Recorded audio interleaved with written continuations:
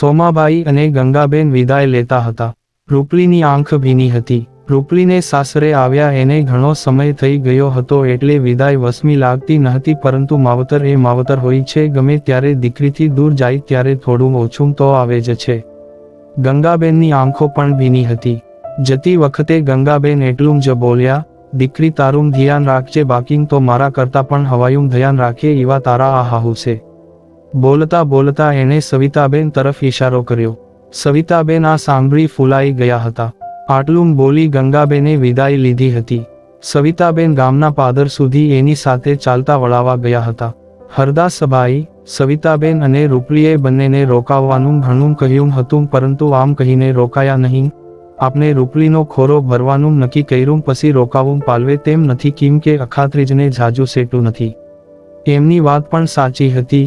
જઈને તૈયારીઓ કરવાની હતી એટલે કોઈએ વધારે આગ્રહ કર્યો નહીં. બધાના ગયા પછી ઘરમાં રૂપલી એકલી હતી. મોટાભાગનું કામ બંને બા કરીને ગયા હતા. રૂપલીના ભાગમાં ખાલી બેઠા બેઠા બપોરની રસોઈ કરવાની હતી, પરંતુ સવિતાબેન એને કહીને ગયા હતા, રૂપલ હું આવું નયા લગી કાંઈ કરતી નહીં, આપણે ભેગા મળીને કરી લેહું. અત્યારે રૂપલી પાસે કરવા માટે કંઈ હતું નહીં. એ એના સાસુની રાહ જોતી ઓસરીના કિનારે પિલ્લરનો ટેકો લઈને બેઠી હતી. ઓસરીમાં કિનારે બેસતા જ એને એના બાની રાતે કહેલી વાત યાદ આવી ગઈ. હજી હમણાંની જ વાત છે, તું મારા પેટમાં હતી અને આજે તું માંગ બનવાની છો. આ યાદ આવતા જ એનો હાથ એના ઉપસેલા પેટ ઉપર ગયો અને એને એનું બાળપણ યાદ આવી ગયું.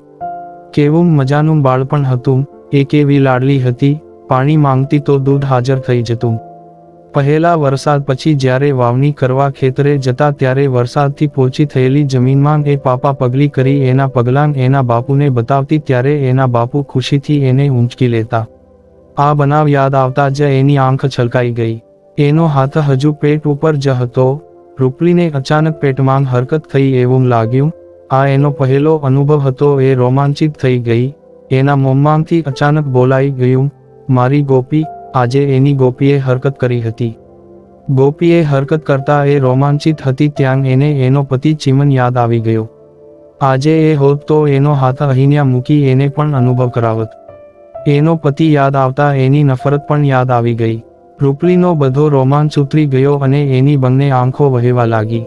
રૂપલીની બંને આંખો વહેતી હતી ત્યાં એને ડેલો ખુલવાનો અવાજ આવ્યો. ઝટપટ આંખો લૂછી એ ઊભી થવા ગઈ અને એણે ડેલા બાજુ જોયું. ડેલાની અંદર સાસુ પ્રવેશતા દેખાયા. રૂપલીને ઊભી થતા જોઈ એ બોલ્યા, ઊભી કયા થાસો બેય, આપણે જીરીક વાઇટ કરી લઈએ. સાસુની વાત કરવાની વાત સાંભળી રૂપલીને પેટમાં ફાળ પડી. એ એના સાસુ સામે જોઈ રહી. સવિતાબેન આવીને સીધા એની બાજુમાં બેસી ગયા અને એની સામે જોઈ બોલ્યા, દીકરી તારો આભાર કેવી રીતે માનું. સાસુની આભાર માનવાની વાત સાંભળી રૂપલીને થોડી રાહત થઈ. એણે પ્રશ્નાર્થ ભાવે સાસુ સામે જોયું. સવિતાબેન એનો ભાવ સમજતા હોય એમ બોલ્યા, તે ખોયડાની લાજ રાખી દીધી દીકરી. બોલતા બોલતા એ ગળગળા થઈ ગયા. પોતે થોડી દુઃખી તો હતી જ, એમાં સાસુએ ઉમેરો કર્યો. સાસુને ગળગળા થતા જોઈ રૂપલી પણ ભાવુક થઈ ગઈ. એ બોલી, હવે તો હું મારા માવતર માટે પારકી થઈ ગઈ છું. મારું હાસુ ખોયડું તો આજશે બા. વહુની વાતે સાસુને વધારે ગળગળા કરી દીધા. એનાથી આગળ કંઈ બોલાયું નહીં. સાસુને ચૂપ જોઈ રૂપલી બોલી, બા મને એક વાતનો મૂંઝારો થાય છે, કદાચ તમને પણ થતો હશે.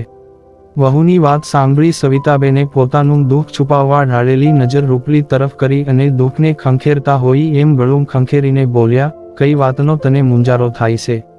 રૂપલીની નજર સાસુ સામે જ હતી.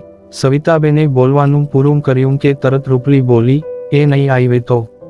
રૂપલીના આ વાક્યથી સવિતાબેનને મગજમાં ઘણ વાગ્યો હોય એવું લાગ્યું. એને કાલ રાતનો આને લઈને મૂંઝારો થતો હતો.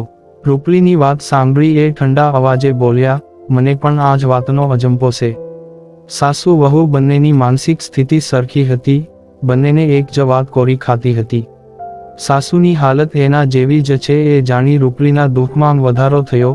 એ દુઃખી થતા બોલી, બાપુજી બજારેથી આવે તે એને કહેજો કે રોંઢે 4 વાગે એને ફોન કરે એ તે લગભગ નવરા હોય છે. આ સાંભળી સવિતાબેન રૂપલી સામું જોતા જોતા વિચારવા લાગ્યા, ચીમનિયાનું કેટલું ધ્યાન રાખે છે, એના વિશેની હંધી ખબર છે આ સોળીને. સાસુને એની સામે એકીટકે જોતા અને વિચારતા જોઈ રૂપલી ફરી આગળ બોલી, બા જાજુ વિચારોમાં, એ નહીં આવે તો મારી પાસે એક બાનું છે જેને તમે પણ વિચાર્યું હશે. વહુની વાત સાંભળી સવિતાબેનને કાલ રાતની વાત યાદ આવી ગઈ, છતાં રૂપલી પાસે જાણવા એણે પૂછ્યું, કયું બાનું સોળી? સાસુની વાત સાંભળી રૂપલી બોલી, હંધાઈની પાસે થોડું ખોટું બોલવું પડશે. સવિતાબેનને સાંભળવાની ઉતાવળ થઈ હોય એમ બોલ્યા, ઘરની આઈબરૂ માટે ખોટું બોલવું પડે તો ભલે બોલવું પડે, તું જલ્દી કે. સાસુની ઉતાવળ જોઈ રૂપલી તરત બોલી, એ નહીં આવે તો આપણે એમ કહી દેવું કે એને રજા ન મળી. રૂપલી જાણે એનો પતિ આવ્યો ના હોય અને અત્યારે જ ખોટું બોલતી હોય એમ એનું ગળું ભરાઈ આવ્યું. રૂપલીની વાત સાંભળી સવિતાબેન એની સામે જોઈ રહ્યા, એની નજરમાં પારાવાર મમતા હતી. એણે એનો એક હાથ રૂપલીના માથા ઉપર મૂક્યો અને બોલ્યા, આગલા જન્મમાં નક્કી આપના બેય વૈસારે કાની કૃણ રહી ગયું હશે એટલે તું મારી પાસે દીકરી બનીને આવી. આટલું બોલતા જ બંને સાસુ વહુની આંખમાંથી પાણી વહેવા લાગ્યા. બંને એકબીજાનો સહારો બની બંનેએ એકબીજાની આંખો લૂછી નાખી. બંને સાસુ વહુ શાંત થઈને એમ જ બેઠી હતી ત્યાં હરદાસભાઈએ ડેલાનો નાનો દરવાજો ખોલી ઘરમાં પ્રવેશ કર્યો. સસરાને જોતા જ રૂપલી ઊભી થઈ અને સાડી સરખી કરતી સસરા માટે પાણી ભરવા પાણીયારા તરફ ગઈ ત્યાં હરદાસભાઈ બોલ્યા, રૂપલ બેટા પાણી રેવા દિયો, વેવાઈ હાય રે ઓઈલા નટિયાની દુકાને સોડા પીગીતી. સસરાની પાણી પીવાની ના સાંભળી રૂપલી પાણીયારે જવાની જગ્યાએ રસોડામાં જતી રહી. હરદાસભાઈએ ફળિયામાં ઊભો મૂકેલો ખાટલો ઢાળી સવિતાબેન બેઠા હતા એની સામે લીધો અને એની ઉપર બેઠક લીધી. પતિને એની સામે બેસતા જોઈ સવિતાબેને વાતની શરૂઆત કરી, હંધુની ગોઠવાણું એ ચીમનિયાને કહેવું પડશે ને. ચીમન શબ્દ સાંભળતા જ રૂપલીએ રસોડામાં એના કાન સરવા કર્યા. પત્નીની વાત સાંભળી હરદાસભાઈ વિચારમાં પડી ગયા અને બોલ્યા, કહેવું તો પડશે પણ. હરદાસભાઈ આગળ કઈ બોલે એ પહેલા સવિતાબેને એને ટોક્યા, પણ બહેન છોડો, રૂપલનું કહેવું છે કે એ CR વાગે નવરો હશે, CR વાગે એને ફોન કરજો, બાકીનું પછી ફોડી લેવું. આટલું કહી એ ઊભા થયા અને રસોડા તરફ ગયા. હરદાસભાઈએ ચીમને ફોનમાં કેમ કહેવું એ વિચાર કરવા બીડી સળગાવી. ગામડામાં 2:30 થી 3 વાગે વામકુક્ષી કરી બધા ઉઠી જતા હતા. હરદાસભાઈ અને સવિતાબેન પણ ઉઠીને ચા પીતા હતા. જ્યારે રૂપલી રાતના મોડી સૂતી હતી એટલે એની ઊંઘ ઉડી ન હતી.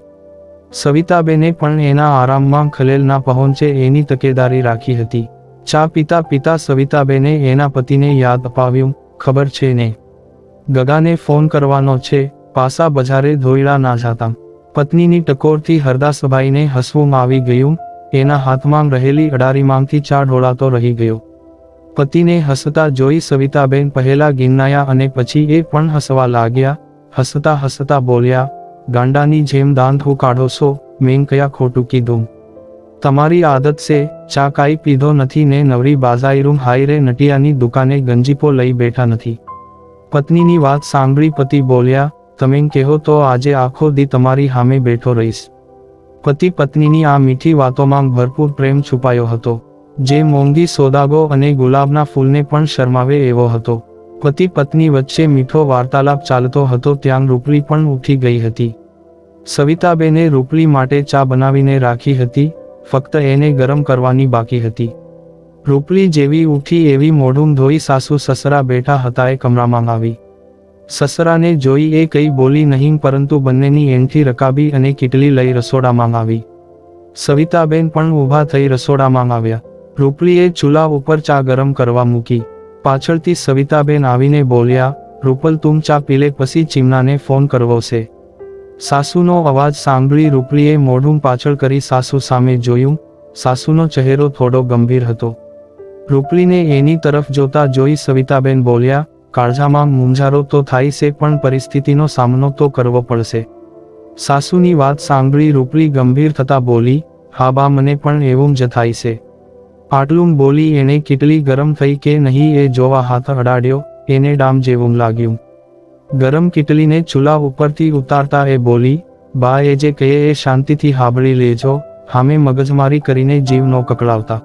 આટલું બોલતા રૂપલી કીટલીમાંથી રકાબીમાં ચા રેડવા લાગી. ચા રેડતા એના હાથ ધ્રુજતા હતા. રૂપલીની વાત સાંભળી અને એને ધ્રુજતી જોઈ સવિતાબેન બોલ્યા, મારો પેટનો જૈનો છે ને એને લાડથી મોટો કર્યો, એનો મતલબ એવો નહીં કે એનાથી દબાઈને રહેવું. સાસુની વાત સાંભળી રૂપલી ચા પીતી અટકી ગઈ અને મનમાં વિચારવા લાગી, હું અત્યારે મારા માંગ જેવી સાસુને સલાહ આપું છું, પણ હું જતું કરી શકીશ, હું એને માફ કરી શકીશ. રૂપલી વિચારતી હતી અને સવિતાબેન એને જોઈ રહ્યા હતા ત્યાં હરદાસભાઈની બૂમ સંભળાઈ, એ સાંભળો છો, વડોદરે ફોન નથી કરવો. પતિની બૂમ સાંભળી સવિતાબેન રસોડાની બહાર નીકળ્યા અને રૂપલીએ ઝટપટ ચા પીધી. ઝટપટ ચા પીવામાં એના હોઠ એની જિંદગીની જેમ દાઝી ગયા. સવિતાબેન અને હરદાસભાઈ ફોનવાળા કમરામાં ગયા. રૂપલી ઝટપટ ચા પી ઓસરીમાં દરવાજા પાસે ઊભી રહી ગઈ. હરદાસભાઈ ભલે 3-4 ચોપડી માંડ ભણ્યા હશે, પરંતુ બધાના ફોન નંબર ગુજરાતીમાં લખી એક ડાયરીમાં સાચવ્યા હતા. હરદાસભાઈએ ડાયરીમાંથી ચીમનનો નંબર શોધી લગાવ્યો. પહેલીવાર આખી રિંગ વાગી, કોઈએ ફોન ઉચક્યો નહીં. રિંગ પૂરી થતાં હરદાસભાઈએ સવિતાબેન સામે જોઈ કહ્યું, ફોન કોઈ ઉપાડતું નથી. આ સાંભળી સવિતાબેન તરત બોલ્યા, બીજી વાર લગાવો. હરદાસભાઈ પત્નીને અનુસર્યા, એણે બીજી વાર ફોન લગાવ્યો. બીજી વાર ફોન લાગતા જ ચીમને ફોન ઉચક્યો. ફોનનું રિસીવર કાન ઉપર મૂકતા જ એ બોલ્યો, હેલો CH હિયર.